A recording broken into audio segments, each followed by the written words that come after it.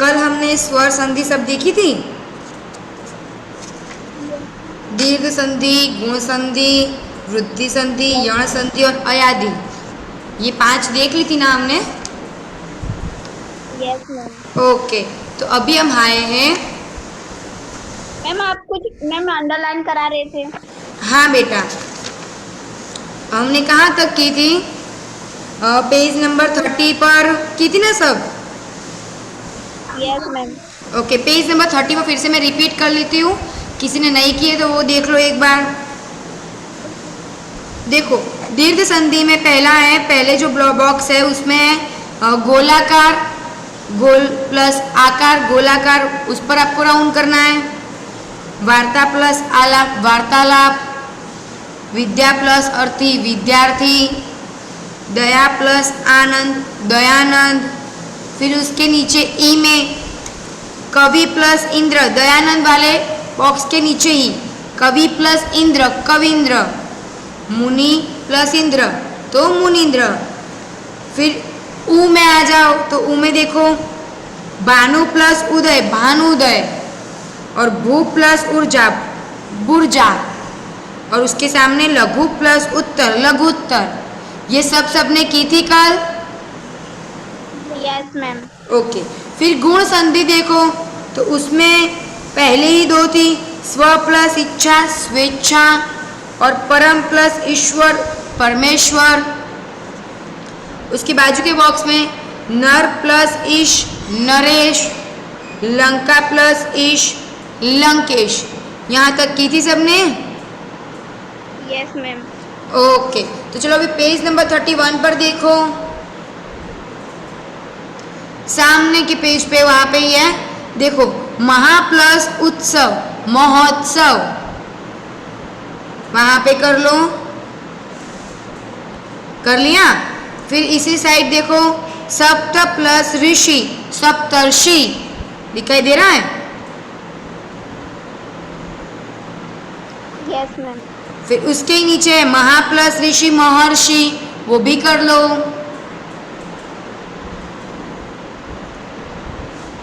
और उसके सामने है देव प्लस ऋषि, देवर्षि। ओके, हो गया? क्या दिव्या? पेज नंबर 31 पर देखो, पहले सप्त प्लस ऋषि, सप्तर्षि। और महा प्लस ऋषि, महर्षि। जो ऊपर का जो ऊ का बॉक्स है ना, उसके लास्ट के 2 है, देखो मिले। और उसके सामने के बॉक्स में लास्ट के ऊपर देव प्लस ऋषि, देवर्षि। और उसके ऊपर एक छोड़कर है महा प्लस उत्सव, महोत्सव। और उसी बॉक्स में पहला है, देखो वो भी कर लो, पर प्लस उपकार, परोपकार। और उसके नीचे है लोक प्लस उक्ति, लोकोक्ति। वो भी कर लो। ओके, हो गया? चलो अभी उसके नीचे के वृद्धि संधि में आ जाओ। सदा प्लस एव, सदैव। वो कर दो। फिर है वन प्लस औषध, वनौषध।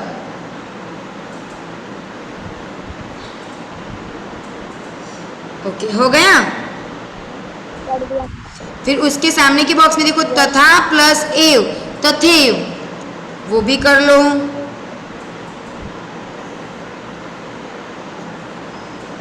चलो, हो गया? यह संधि में तो मैंने करवाया था ना एक, सु प्लस आगत, स्वागत। ओके, चलो तो अभी आ जाओ पेज नंबर 32 पर।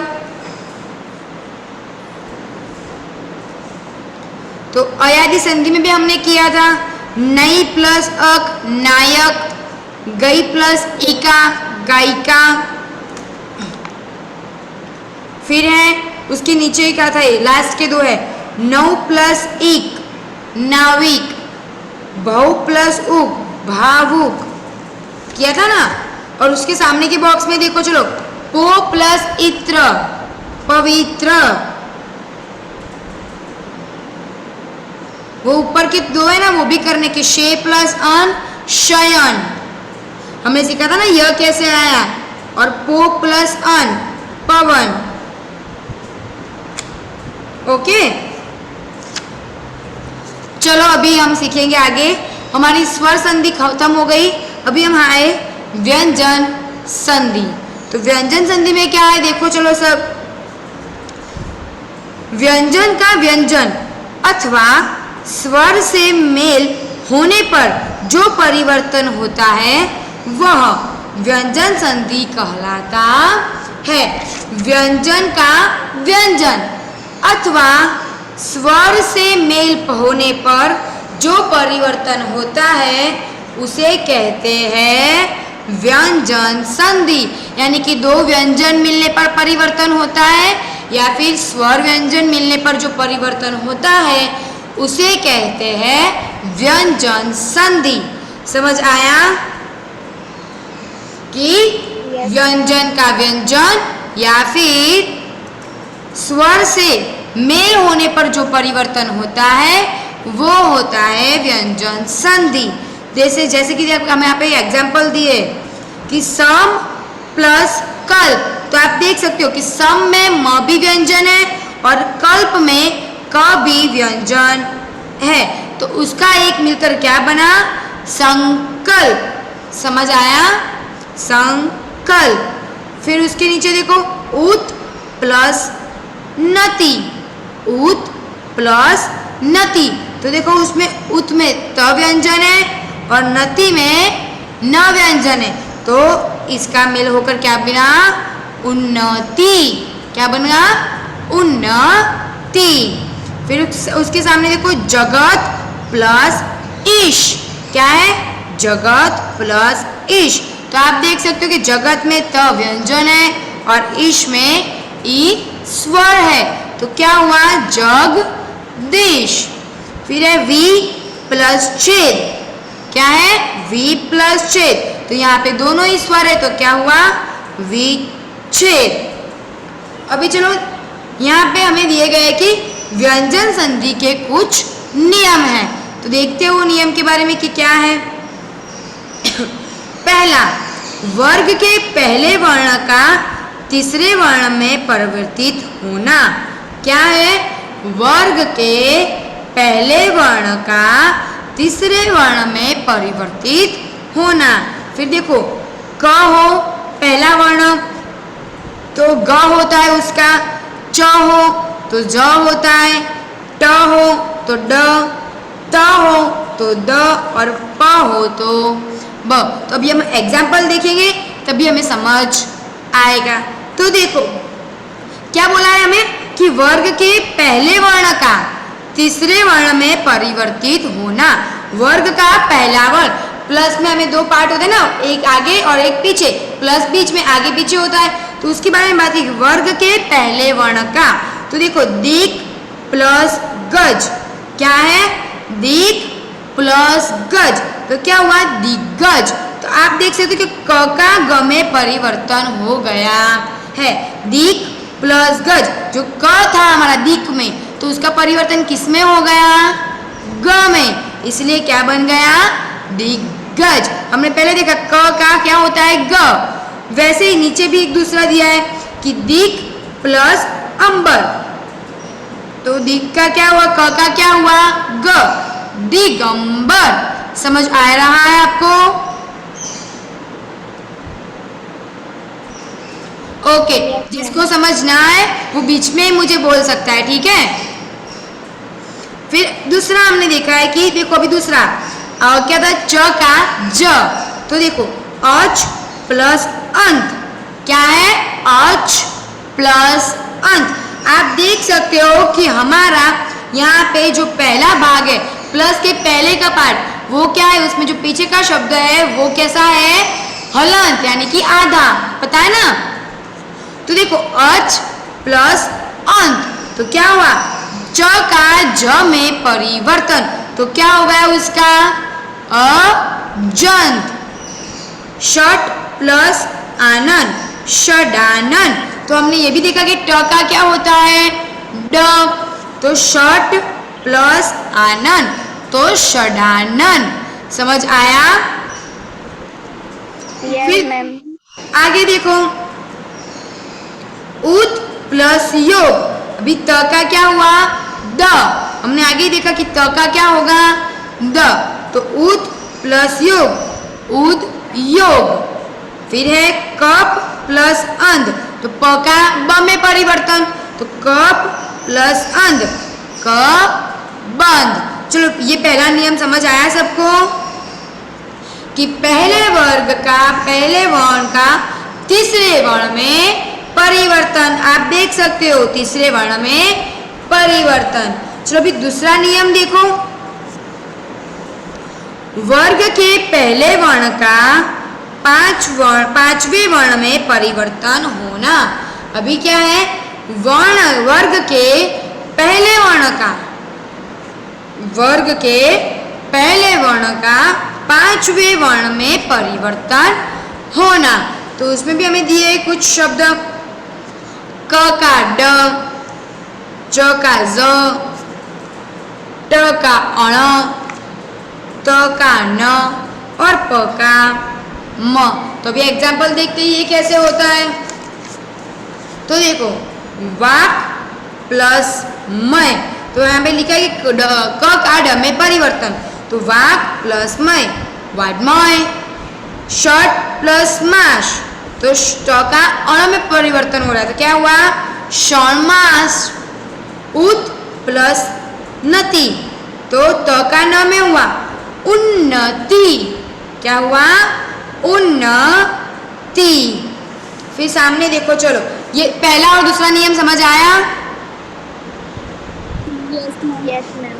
ओके, चलो अभी तीसरा नियम क्या है देखो, कि छ का मेल अ, आ, ई, उ या री से होने पर छ से पहले च जुड़ जाता है। ये ध्यान से देखो कि छ यानी कि छाती का छ का मेल अ, आ, ई, उ या री, ये पांच से, यानी कौन से, अ, आ, ई, उ और री, ये पांच से छ का जब मेल होता है तो छ से पहले क्या जुड़ जाता है, च। क्या जुड़ता है, च। तो कैसे देखो, संधि प्लस छेद। तो देखो यहाँ पे छ का मेल किससे हुआ, संधि, तो द में क्या आया, पीछे की मात्रा है ई आया ना हमारा, तो ई आ गया। तो क्या हमें आगे बोला था, ऊपर हमारा नियम क्या था कि छ का मेल अ, आ, ई, उ या री से होने पर, तो हो गया ई से हमारा मेल संधि, तो दी आ गया ई प्लस छेद, तो छ भी आ गया, तो क्या होगा, संधि विच्छेद। क्योंकि हमारे आगे हमारा नियम में लिखा है कि छ से पहले क्या जुड़ जाता है, च। समझ आ रहा है ना मैं क्या बोल रही हूँ, छ से पहले क्या जुड़ जाता है, च। और कब जुड़ जाता है, जब छ का मेल किससे होता है, अ, आ, ई, उ और री से। समझ आया? फिर उसके नीचे भी देखो दूसरा एग्जांपल है, वी प्लस छेद, तो वी में ई की मात्रा आ गई, समझ आया, ई आ गया, और छ भी आ गया, तो छ का मेल किससे हो गया, ई से हुआ, तो क्या होगा, वी छेद। उसके सामने देखो, स्व प्लस छंद, क्या है, स्व प्लस छंद, तो यहाँ पे वो, तो छंद, तो क्या हुआ, स्वच्छंद। फिर है अनु प्लस छेद, क्या है, अनु प्लस छेद, तो अनु में उ आ गया, तो क्या हुआ, अनुच्छेद। चलो समझ आया? Yes ma'am. Very good. तो चलो अभी उसका नियम नंबर हमारा 4 है, वो देखते हैं। तो नियम नंबर 4 ये कहता है कि री, र या श के बाद दूसरे शब्द में यदि न आए तो वह अण बन जाता है। ध्यान से देखो, री, र या श, के बाद री र या श के बाद दूसरे शब्द में क्या है कि दूसरे शब्द में यदि न यानी कि न हो तो अण बन जाता है। समझ आ रहा है ना? न यानी कौन सा? नाग का न, तो वो न नहीं आता है तो वो क्या बन जाता है? अण बन जाता है। तो एग्जाम्पल में देखो, परी प्लस नाम क्या है? परी प्लस नाम, तो क्या हुआ? परिणाम। तो देखो नीचे लिखा है र प्लस न, तो क्या हुआ? अण। वैसे ही सामने देखो, बुश प्लस न क्या है? बुश प्लस न, तो क्या हुआ? भूषण। भूषण। तो उसके नीचे भी लिखा है हमें कि श प्लस न, तो क्या हुआ? अण। चलो समझ आया? Yes ma'am. ओके, तो हमने पहला नियम, दूसरा नियम, तीसरा, ये चौथा, और अभी हम देखेंगे इसका पांचवा नियम।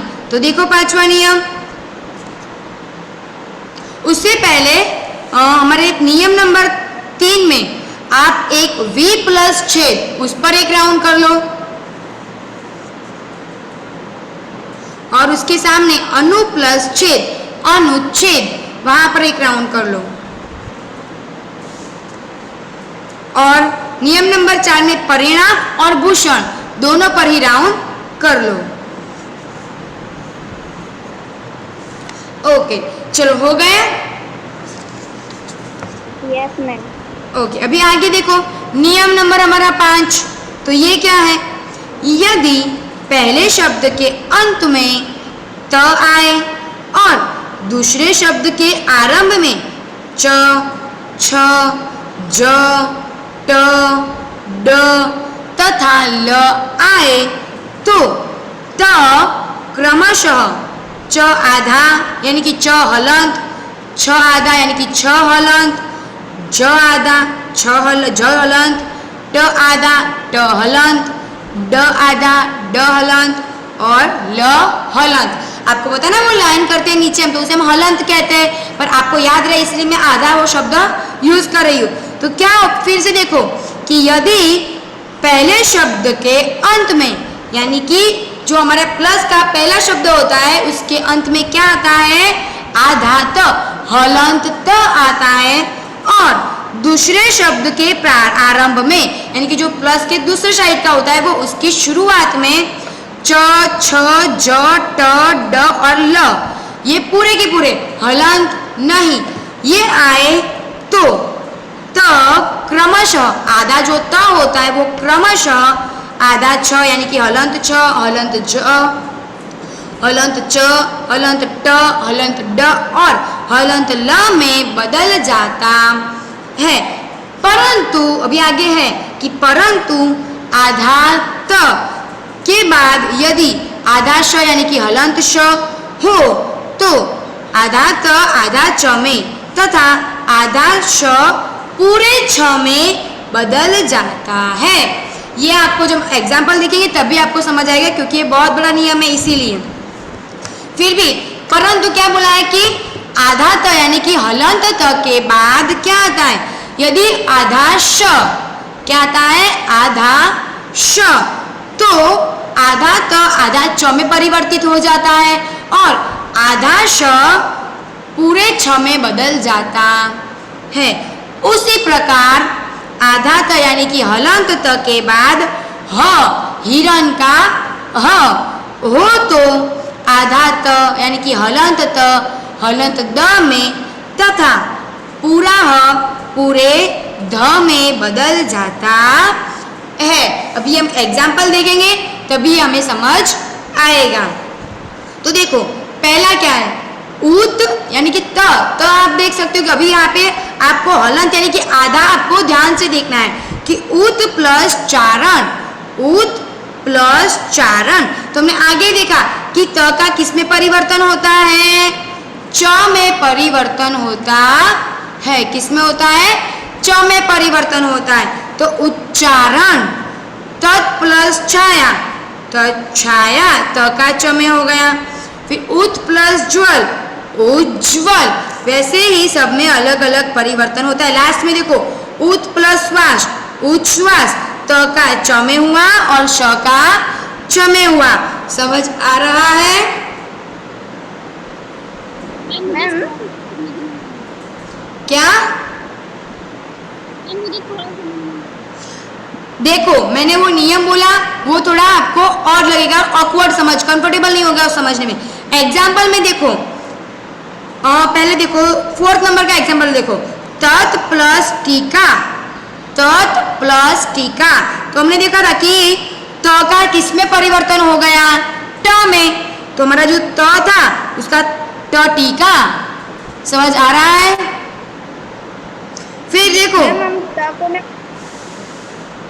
क्या, मैम यहाँ पे ऊपर लिखा त को, मैं ऊपर लिखा त को हम च छ ज ड मैम इसमें भी कर सकते हैं। हाँ कर सकते हैं, पर कब, जब त आधा हो तब।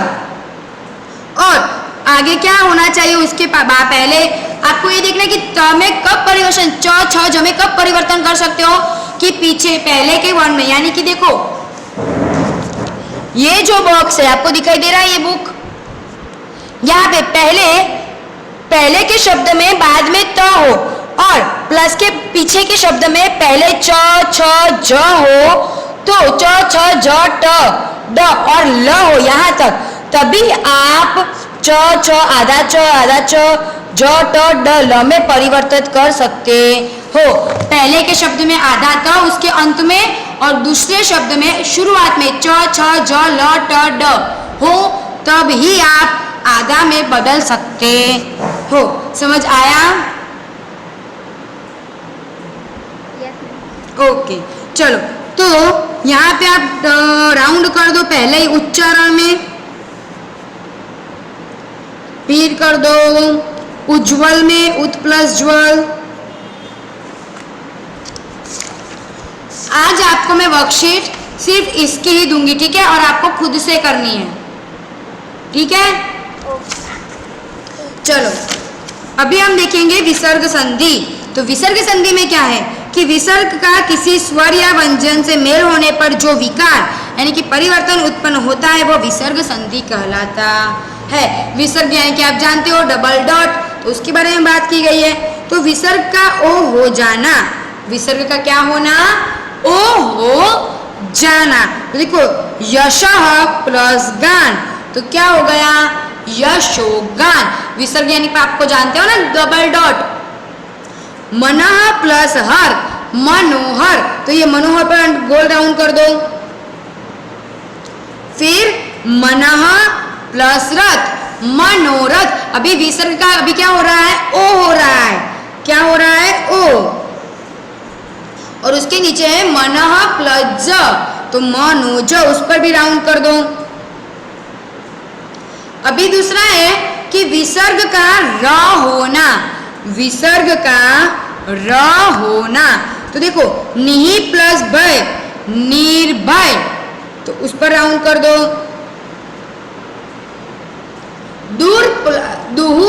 दुहु प्लस गुण, दुर्गुण, तो वो कर लो राउंड। पुनः प्लस जन्म, पुनर्जन्म, वो भी राउंड कर लो। और उसके नीचे का आशी प्लस वाद, आशीर्वाद। चलो ये समझ आया? Yes ma'am. ओके, अभी नीचे देखो विसर्ग का श होना, तो निहि प्लस चल, निश्चल। दु प्लस चरित्र, दुश्चित्र चरित्र। निहि प्लस चय, निश्चय, तो निश्चय पर राउंड कर लो। दुहु प्लस शासन, दुशासन। समझ आ रहा है? Yes ma'am. ओके चलो पीछे आ जाओ। विसर्ग का स होना, स यानी कौन सा स है, विसर्ग का स, वो शरबत का श था, ये कौन सा स है, सांप का स। तो देखो निहि प्लस संतान तो क्या होगा निसंतान। निहि प्लस संकोच निसंकोच। निहि प्लस तेज निस्तेज। नमः प्लस ते नमस्ते। तो चलो नमस्ते पर राउंड कर लो। फिर दूसरा श है कि विसर्ग का श होना तो दूर प्लस कर दुष्कर। निहि प्लस काम निष्काम। दुहु प्लस कर्म दुष्कर्म। निहि प्लस पाप निष्पाप। फिर नीचे देखो विसर्ग का लोप होना। विसर्ग का लोप होना यानी क्या लिखा है देखो कि विसर्ग का र से मेल होने पर विसर्ग का लोप हो जाता है और विसर्ग के पहले सर्ग का दीर्घ हो जाता है। तो निहि प्लस रोग क्या हो गया निरोग सॉरी निरोग। तो उस पर अंडरलाइन कर दो गोला राउंड कर दो। और दूसरा है निहि प्लस रस नीरस। चलो फिर लास्ट है कि विसर्ग में परिवर्तन न होना। ये लास्ट ऐसा है कि उसमें विसर्ग रहता ही है सॉरी निसर्ग नहीं विसर्ग रहता ही है और उसमें कोई परिवर्तन होता नहीं। यानी कि देखो यदि विसर्ग से पहले अ हो तो विसर्ग का मेल क या प से होता है और विसर्ग में कोई परिवर्तन नहीं आता। यानी कि निसर्ग में पहले अ हो और पीछे क हो जाता है तो उसका मेल क के साथ होता है। तो देखो अंतः प्लस करण तो क्या हुआ देखो अंतःकरण। अंतः प्लस पूर्व अंतःपुर तो अंतःकरण में गोल कर दो। चलो समझ आया ये चैप्टर।